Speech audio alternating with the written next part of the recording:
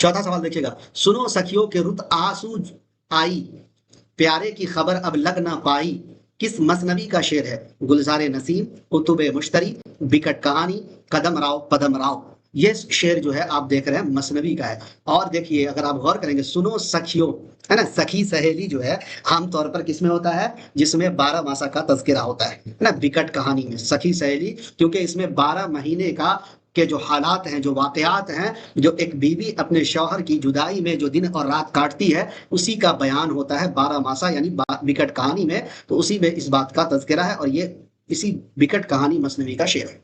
जमीला किस शहजादी की माँ का नाम है? अंजुमन आरा, बकावली, बद्रे मुनीर, मेहर निगार। पांचवा सवाल देखिए साथियों, जमीला जो है ये किस शहजादी की माँ का नाम है? ये तो बकावली की माँ का नाम है जमीला। और बकावली जो है दोस्तों, ये है किसका? गुलजारे नसीम जो मसनवी है। कौन सी मसनवी?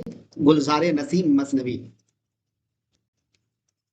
गुलजारे नसीम मसनवी का किरदार शहजादी बकावली की माँ, उसी का नाम क्या है? जमीला। तो यहाँ पर आपका बी ऑप्शन राइट आंसर हो जाएगा।